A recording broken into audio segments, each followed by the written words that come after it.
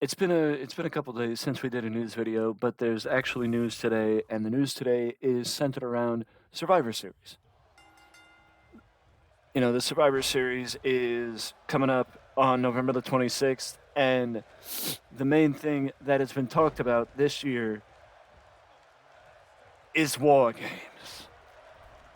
Because for the first time in the history of one of the oldest events in WWE, or the second oldest event in WWE, War Games is finally making its appearance in WWE's Fall Classic, with the Bloodline going up against the Brawling Brutes and Drew McIntyre.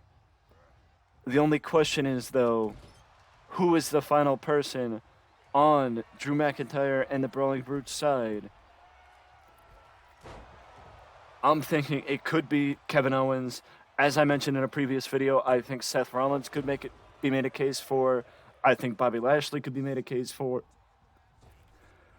But but what it goes back to is a house show over the weekend, and apparently there may have been an injury sustained by Kevin Owens at said house show.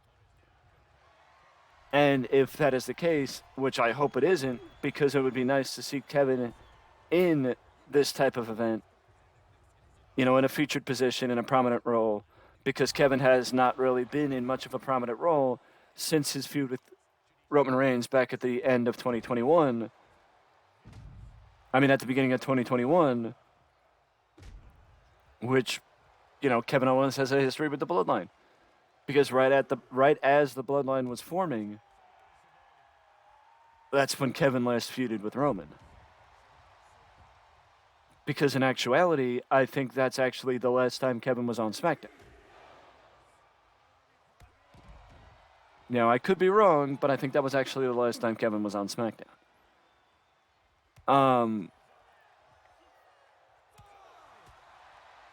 As far as Seth Rollins and Bobby Lashley, go back to the Royal Rumble.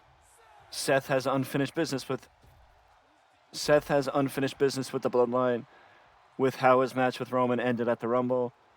Lashley has never interacted with Roman, and with his recent feud with Brock Lesnar, it would be interesting to see him collide with Roman Reigns as well, and further elevate himself up the card. As far as anybody else, honestly, I don't think there really is anybody else that's capable of stepping up and moving into that position to go alongside the Bloodline and the Brawling Brutes at the pay-per-view, because there just really isn't any cause for anybody else, in my opinion. Nobody else has a history with the Bloodline or Roman to warrant that outside of the guy that's injured in Logan Paul.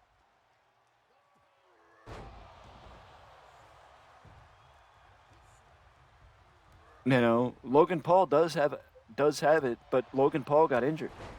So you do wonder if maybe Drew was a replacement for Logan or what it was, but whatever it was,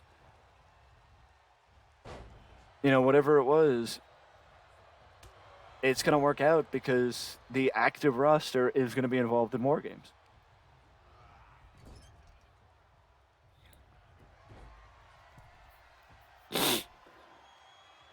Also, I just want to note that this is probably the last time I'm going to talk about it.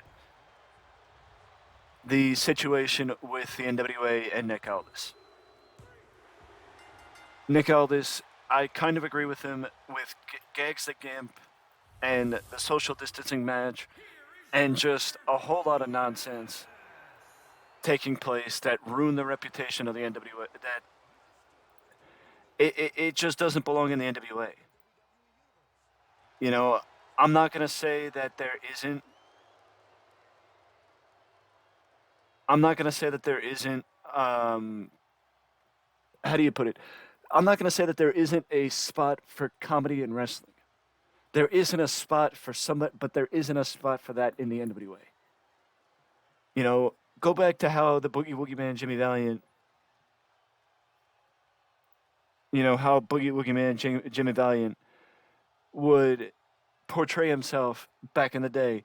That's the comedy that belongs in the NWA, not Gags the Gimp. Maybe PWG, maybe somewhere else like that. Maybe Chikara, if Chikara was still a thing, or if Chikara is still a thing, but not in the NWA. I understand. I agree with Nick Aldis. I don't agree with how he went about it, but I agree with his standpoint of why he did it. Why he left the company. I don't agree with how he announced that he was, because he could have easily just went to Billy and said he was leaving. Do I think Nick will catch on somewhere else? Absolutely. As far as everything else, I was going to talk about some nonsensical stuff that happened over the weekend, but if you want to know all that other stuff, you know, find it, find it your own way, because I don't have a very high opinion of that stuff to want to talk about it. But the other thing I want to mention is NWA Hard Times did take place on Saturday, and it wasn't looked at in a very positive way. It wasn't looked at in a very positive way because of the fact that Tyrus is now holding Sweet Charlotte. Tyrus, yes, the old Brodus Clay, is the NWA World Champion, which is not something I ever thought I'd say, but congratulations to Tyrus for being the NWA World Champion. As far as that's concerned, from what I'm seeing, everybody else retained the titles. The Wildcat Tag Team titles were retained in the pre-show. Davey Richards retained his MLW National Openweight title. Actually, looking at the results, Kerry Morton, Ricky Morton's son, is now the NWA World Junior Heavyweight Champion, defeating Homicide. And in my opinion, that should be something that is spoken about. But Ella Envy and Kenzie Page retain the NWA World Women's Tag Team titles. Scion with Halstead Idol retain the national title. The Fixers retain the NWA United States titles, the United States tag titles. La Rebellion, Bestia 666, and Mecha Wolf retain the NWA World Tag Team titles. And of course, Camilla retained the NWA World Women's Championship. So we have two new champions coming out of Hard Times, that being Kerry Morton and Tyrus. I mean, I think that the reason why they went with Tyrus is because the expected result was Matt Cardona. So they went against the grain and went with something different. I don't think Tyrus is a long-term champion. I do think Tyrus, earned the ability, but I also think they may have given it some credibility to the Lucky 7 challenge that Tyrus cashed in to get into to make it a triple threat match. So I think there is logic to it. But was it the right choice? Probably not. But congratulations to Kerry Morton for winning the NWA World Junior Heavyweight title with his father at ringside, so that was a nice moment.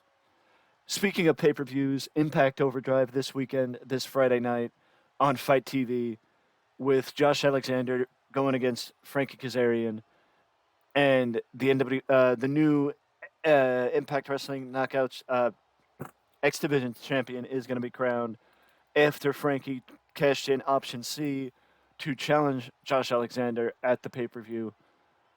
And in my opinion, I think I mentioned this in a previous video, that this might be one of the first times I remember Kazarian going for a world title in nearly 2 years, in nearly a decade.